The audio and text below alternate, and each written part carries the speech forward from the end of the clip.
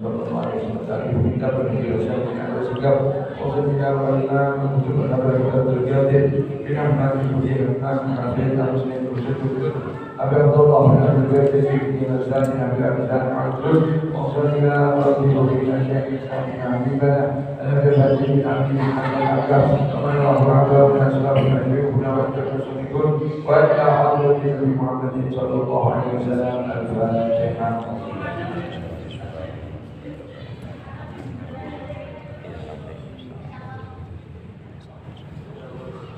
Bismillahirrahmanirrahim. Kalau ma'alif wa nafa'ani wa yawmi bidarin amin ila akhir. Masalah berkata Sayyidina Abi Hurairah sahabat baginda Nabi Muhammad SAW yang banyak meriwayatkan hadis. Beliau mengatakan bahwa Rasulullah SAW melakukan bersaktah atau berhaji, yaitu setelah takbir, yang maksud di takbir adalah takbiratul ihram, dan setelah membaca Al-Quran. Nanti di bawah sini ada keterangan, yaitu ketika selesai mengucapkan waladhdallin. Nah itu beliau Shallallahu Alaihi Wasallam itu melakukan apa, saktah berhenti. Jadi tidak langsung. Nah, nanti di sini ada semacam apa ya, bukan perdebatan, pertanyaan gitu. Dari Samurah ini bertanya, mengatakan bahwa Rasulullah melakukan saktah 2 kali, tapi didebat, disangkal oleh Imran bin Husain. Akhirnya ketika terjadi tadi perbedaan pendapat ini, Samurah ini berkirim surat kepada Abu Qatadah yang ada di Madinah, bertanya ini, yang benar mana? Nabi Muhammad SAW itu saktahnya 1 kali atau 2 kali? Kemudian dibalas oleh Abu Qatadah ini, yang betul kamu, yaitu beliau SAW ketika masuk sholat, maksudnya takbiratul ihram itu beliau berhenti di sini. Keterangannya adalah beliau membaca doa istiftah.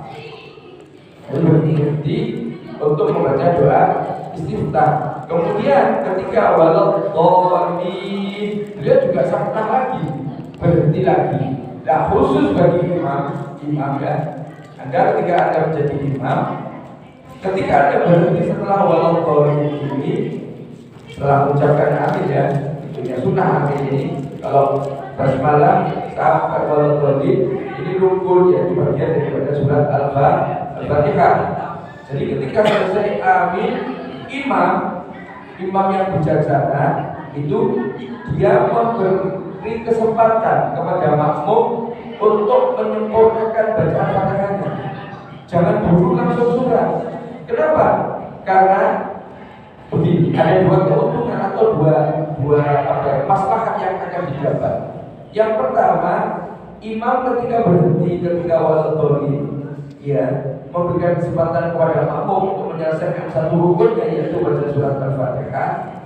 Dan nantinya ketika imam baca surat, makmum ini bisa juga melaksanakan perintah Allah, yaitu apa? Ketika dibacakan Al-Quran, maka dengarkan.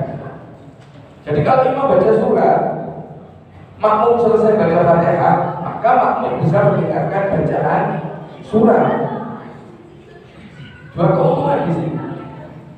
Makmum sempurna Fatihahnya. Yang kedua, makmum juga melaksanakan perintah Allah Subhanahu wa Ta'ala, yaitu mendengarkan bacaan Al-Quran yang dibaca oleh imam. Jangan buru-buru. Kenapa buru-buru? Nah, ketika imam berhenti saktah setelah waladhdallin, dia berhenti, jangan diam, membaca Al-Fatihah untuk dirinya. Ya jangan keras-keras, berdiri. Ya, ketika selesai waladhdallin, kemungkinan yang di belakangnya makmum itu juga sudah selesai membaca surat Al-Fatihah. Baru imam membaca Al-Quran, apa surat-surat yang dia ingin baca. Nah, ketika imam baca Al-Quran ini, jadi makmum akan bisa mendengarkan daripada bacaan imam. Jangan buru-buru. Ketika ketika Anda melakukan itu sudah mendapatkan kesunahan, berhenti tidak itu, berhenti tidak sudah mendapatkan kesunahan kalau Anda tahu dasarnya. Karena Rasulullah melakukan ini. Yang dikatakan ini, Sayyidina Abu Hurairah mengatakan 2 kali sakta setelah takbiratul ihram dan setelah membaca Al-Quran. Yang dimaksud adalah membaca surat Al-Fatihah. Walaupun dia sallallahu alaihi wasallam berhenti, maka lakukan itu. Anda mendapatkan satu pahala yang berhenti mendapatkan ibadah apa? Melaksanakan sunnah bagi Nabi Muhammad sallallahu alaihi wasallam. Di sini juga dikatakan bahwa saktanya imam, ya, ketika dia berhenti setelah membaca Al-Fatihah di sini memberikan kesempatan kepada makmum untuk makmum ini bisa menyelesaikan dari bacaan Al-Fatihah. Nah, ini perlu diperhatikan. Kadang kalau boleh amin langsung bismillahirrahmanirrahim, tidak jadi soal. Cuma dikatakan, saya cuma nukil kalamnya Habib. Beliau ketika menerangkan ini, beliau menggunakan kata imam yang bijaksana. Beliau katakan seperti itu. Saya mikir waktu ini, kenapa kok beliau pakai kata imam yang bijaksana? Ternyata imam ini memberikan kesempatan kepada makmum untuk menyelesaikan bacaan surat Al-Fatihah. Coba Anda perhatikan. Ketika imam tidak ketika walidhalin amin langsung membaca surat, makmum itu dua mengalami satu dilema. Yang pertama, Al-Fatihah merupakan rukun bagi makmum. Kalau dia tidak baca Fatihah mendengarkan bacaan imam, maka sholatnya batal. Tapi kalau dia menyelesaikan Fatihahnya, kemungkinan dia tidak bisa melaksanakan perintah Allah, yaitu untuk mendengar dari Al-Quran yang dibaca oleh imam. Makanya saya tadi mengatakan imam yang bijaksana yang memberikan kesempatan kepada makmum untuk menyelesaikan bacaan surat Al-Fatihah. Itu hitungannya cuma detik, bro. Tidak sampai menit, hitungannya detik itu. Kalau Anda melakukan sakta setelah waladhalin, kemudian memberikan kesempatan makmum untuk menyelesaikan bacaan Fatihah, Masya Allah luar biasa itu. Sangat terbantu bagi makmum-makmum mohon maaf, makmum yang mohon maaf bacaan surat Fatihahnya ini mohon maaf mungkin kurang lancar, mungkin dia masih tahap proses belajar, atau orang yang ingin betul-betul menyempurnakan daripada bacaan Al-Fatihahnya, baik itu makhrajnya, baik itu panjang pendeknya. Dan kalau orang yang sudah mahir, dia tidak jadi soal. Tapi kalau orang yang masih tahap kabut masih belajar. Nah, makanya saya betul-betul mengapresiasi yang disampaikan beliau oleh beliau mengatakan imam yang bijaksana yang memberikan kesempatan makmum untuk menyelesaikan bacaan surat Al-Fatihah. Ini sangat jarang, sangat jarang. Coba Anda perhatikan, Anda kalau sholat imamnya waladhalin amin bismillahirrahmanirrahim, kamu masih baca. Makanya seukuran ketika imam baca Fatihah untuk dirinya, ketika selesai waladhalin, ketika Fatihah jangan selesai waladhalin amin, kan Anda berhentinya jangan diam. Anda baca Fatihah untuk diri dengan imam ya, khusus imam ya, memberikan baca Fatihah untuk dirinya. Ketika Anda selesai ini tadi, insya Allah di belakang Anda ini mungkin sudah selesai. Taruhlah mungkin belum selesai, masih kurang satu ayat, masih bisa nutut, masih bisa mengikuti mendengarkan bacaan Anda sebagai imam setelah baca Fatihah. Surat apa? Jangan pakai dalil kesukaan dan lain sebagainya. Loh, katanya imam diperintahkan untuk memendekkan sholat. Betul, imam disunahkan memendekkan sholat. Yang dimaksud di memendekkan sholat ini imam baca suratnya, ini bukan surat yang panjang. Pernah saya ceritakan kan dulu Abdullah bin Mas'ud yang sampai oleh yang mulia itu baginda Nabi Agung Muhammad SAW mengatakan, bin Mas'ud, apa kamu mau jadi tukang fitnah? Begitu kan? Karena dia baca suratnya terlalu panjang. Ada salah seorang sahabat punya kepentingan untuk menyiram kurbannya, akhirnya dia sahabat itu mufarokoh, pisah dari jamaah, kemudian dia pergi untuk menyiram kurban. Hal ini disampaikan sama Ibnu Mas'ud.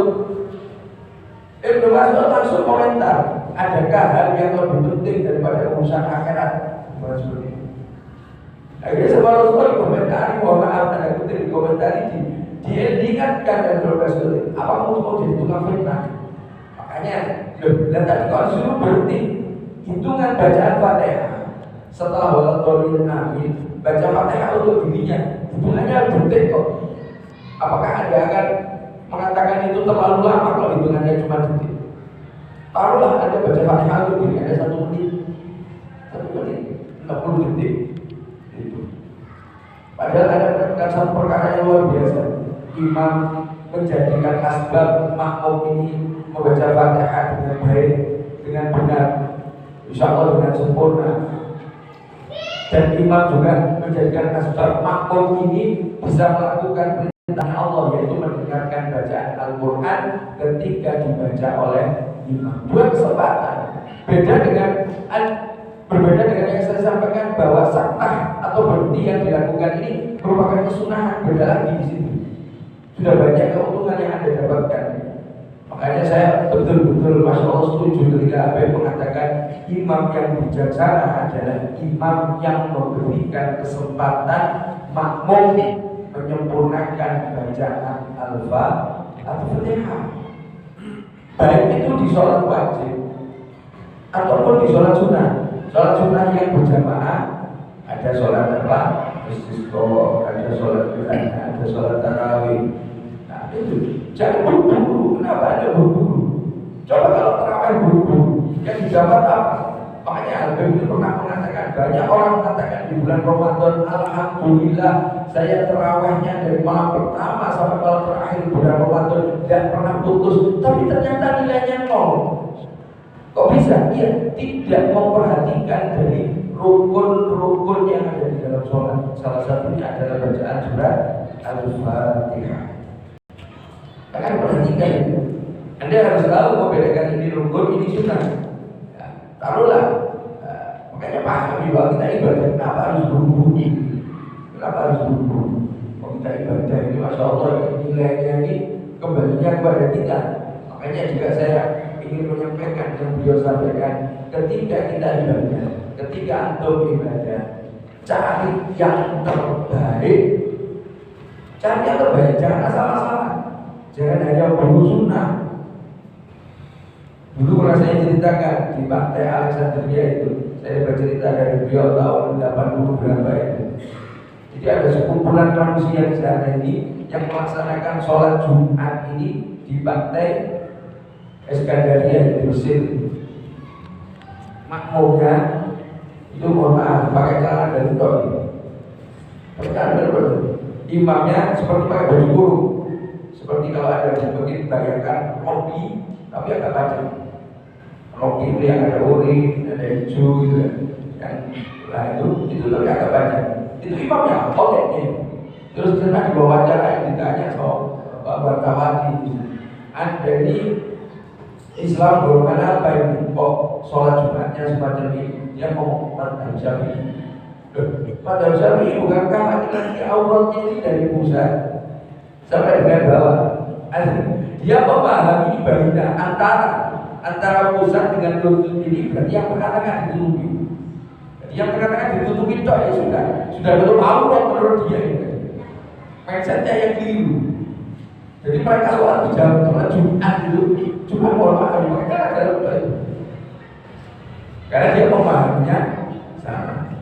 Lah kalau menurut taruhlah ini saya tanya dengan sholat seorang laki-laki sholat untuk pusat ini sarungnya dinaikkan segini, ya taruh sarung atau celana itu, terus bawahnya ini di bawah lutut sedikit.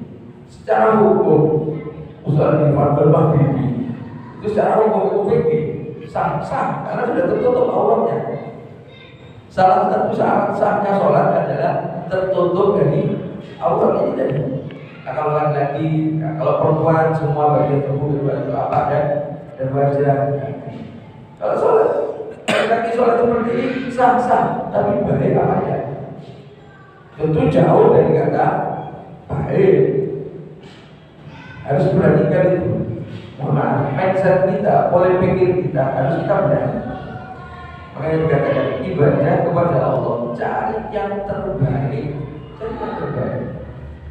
Mungkin baju sampai pilih dalam artian mencari yang terbagus yang kita miliki. Dan mohon maaf, ini saran saja. Anda harus pisahkan antara baju keseharian dengan baju untuk ibadah, khususnya sholat. Adakan sendiri baju untuk sholat, adakan sendiri aksesoris atau perkara-perkara yang mendukung itu sampaikan. Contoh cincin ini masuk bagian dari aksesoris untuk sholat. Kemudian tasbih, adakan di situ tasbih. Kemudian siwak, kalau perlu minyak wangi. Nah, lalu di bagian baju yang untuk kita sholat. Kalau sholat kita pakai baju yang khusus kita sholat. Jambongan, gandangan di warung, pakai baju sendiri. Baju campur aduk, yo gandangan, yo sebarang kali. Bahkan kamu tuh lomba ada berbulan di berbalan gitu. Nah, ini ya sudah masya Allah gitu ya. Kurangnya mohon maaf, lebih kepada apa? Etika, sopan santun, tata krama, adab di dalam beribadah kepada Allah Subhanahu wa taala. Nah, kalau perlu Anda kalau bagus sudah, misalnya taruhlah Anda punya satu misalnya gamis untuk sholat, khusus sekali gamis untuk sholat. Cari warna apa? Supaya Rasulullah putih, pakai putih, tidak jadi soal. Gamis kesukaannya Rasulullah, baju yang paling disukai tentunya jenisnya adalah gamis. Warna yang paling disukai oleh Muhammad SAW adalah pilih itu nanti. Kalau mau pakai surban, Rasulullah pakai surban, Rasulullah. Pakainya bisa seperti ini, bisa seperti ini. Kalau mau dikalungkan itu agak panjang, kemudian diselamatkan begini. Ini Rasulullah juga pernah. Loh, kalau ada pakai itu, asal lebih baik. Surban. Kalau mau lagi pakai imamah, waduh, kalau dari pantas, terus kapan pantasnya? Nah, itu sebenarnya Rasulullah. Mau berpantun dengan habis, tidak mau. Ini mindset harus diubah. Kalau kita sudah Rasulullah, saya katakan, kalau dari kalimatnya Muhammad SAW, "Shollu kama ra'aitumuni usolli", sholatlah kalian seperti kalian melihat saya sholat. Itu semua aspek dari baju juga, bahasa saya aksesoris, kita tiru dari Muhammad SAW. Belum nanti gerakannya, bacaannya, istimewa di sini, istimewa, betul istimewa. Makanya khususkan di sini. Jangan asal-asalan. Kalau Anda menganggap penting, maka Anda akan perhatian. Kalau Anda tidak menganggap penting, ya sampai nanti sabisanya. Kayak tadi itu, baju buat sepak bola dipakai sholat. Dan perlu Anda pahami ketika Anda sudah perhatian dengan perkara ini, nanti ada satu perkara yang ingin menggagalkan. Apa? Nafsu. Nafsu ini yang dibisiki oleh setan Allah untuk merubah keadaan manusia agar nilai ibadahnya tidak istimewa, agar nilai ibadahnya zohlul. Memang mereka tugasnya itu memang jadi membuat manusia ini ibadahnya tidak ada nilai. Makanya berat itu. Kalau cuma sekali dua kali mungkin ringan, tapi lah kalau untuk terus istimewa. Terakhir ya, nyampaikan kalau dari berkata pribadi, dia mengatakan ibadah yang dicintai Allah wa Rasuli, dicintai Allah dan kekasihnya Nabi Muhammad SAW, yaitu ibadah yang istiqomah, meskipun sedikit, meskipun kecil, meskipun mohon maaf bagi manusia tidak begitu. Tapi kalau ada istiqomah di sini, maka Allah akan berikan pemahaman yang baru lagi tentang agama, bahkan tentang kekasihnya itu. Pengetahuan Anda akan tetap berkembang di sini. Mulailah, sering saya katakan, mulai kesunahan ajaran dari Nabi Muhammad SAW, apa yang jenengan ketahui, maka lakukan, jaga yang saya maksud di sini adalah diistiqomahkan terus menerus, kemudian adakan pengagungan. Ini sekali jalan, sekali mengerjakan satu aktivitas bisa melakukan ini tadi. Salah satu cara mengagungkan adalah ada ikrar, ada ucapan di dalam hati, ini ajaran, ini kesukaan, ini yang dianjurkan, atau itba Rasulullah. Kalimat-kalimat itu bisa menjadikan dalam hati kita ada pengagungan terhadap kesunahan-kesunahan yang diajarkan oleh Muhammad SAW. Pun mau ada yang disampaikan, monggo.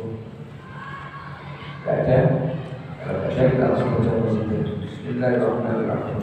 Ya Halimah sirri minna Tattaqiki syidha'anna Wa habina wa fu'anna Wa kulana sukunna Ya Rabbi ya Halimah hal Ilaika wajhatu amal Wabun alayna bi'ikafat Wa kulana wasimil bab Ya Rabbi ya Rabbana al-bab Aku fakiru ala al-bab Atawakar batala sebab Mustalikan kandamama Ya wasi'al judi juta Al-khair khair wa indah Faqalladhi rama abadu Batik birahmati filhaq Ya mujidal khalqi dura Ya musi'al kulli dira Asal kasfala sidra Al-kaba'i wal-akhtar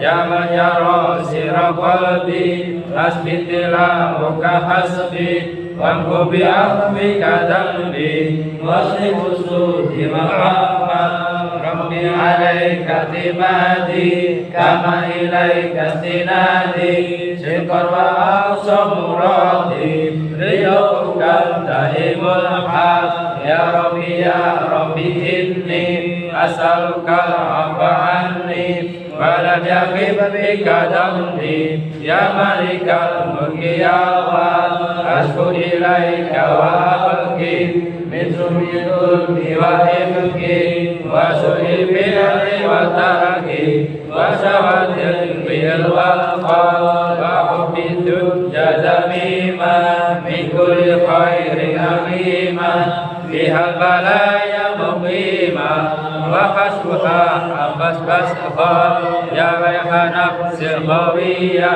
Ani sabili sawiya Al-khattu rawis alayya Wa qasduha al-jah wal-ma Ya rabiqat qalabatni Wa bil amani sabatni Wa bil khususi kabatni Wa qayadatni bil aqaba Qad ista'antuka rabbi Ala mudawati qalbi Wa hari uqdati karabi Fanzur ila al-qawmi yanja Ya Rabbi ya khaira kafi Ulul alayna awafi Wa laysa syaksa makhafi Alayka tamsir wajma Ya Rabbi abadu bi babi Yaksa'ali ma'adabi Wa yantaji li sawabi Wa khasyu rahmati hatta Wa qad ataka bi udri Wa bil kisari wa faqri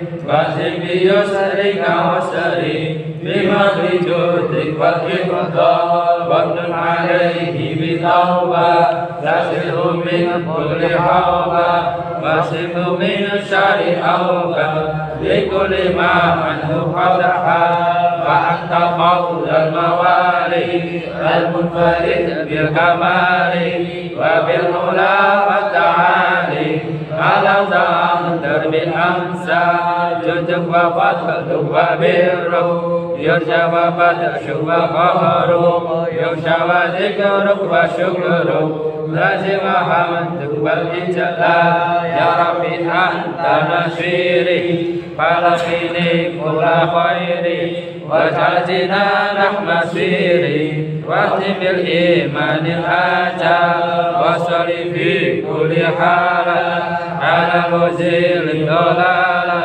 Man kala mas'ul khayala Muhammadil hadiyinta Walhamdulillahi syukra Ala ni'amin tatara Nahmadu sirra wa jahra Wa bil khataya wal asal Ya arhamar rahimin Ya arhamar rahimin Ya arhamar rahimin Fariz alal muslimin Ya arhamar rahimin Ya arhamar rahimin Ya arhamar rahimin Fariz alal muslimin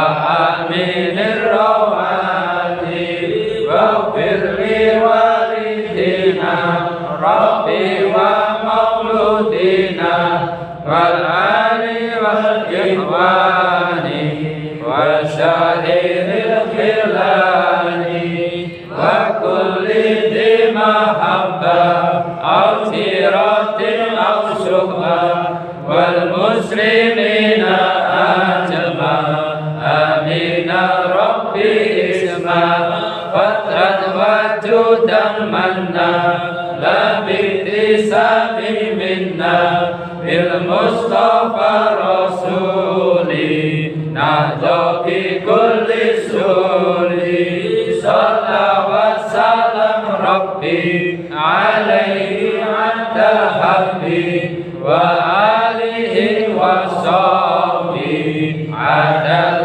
عرش سوفي والحمد لله بمدح والثناء سبحان اللهم وبحمدك أشهد أن لا إله إلا أنت أستغفرك وأتوب إليك سبحانك اللهم وبحمدك أشهد أن لا إله إلا أنت أستغفرك وأتوب إليك سبحانك اللهم وبحمدك أشهد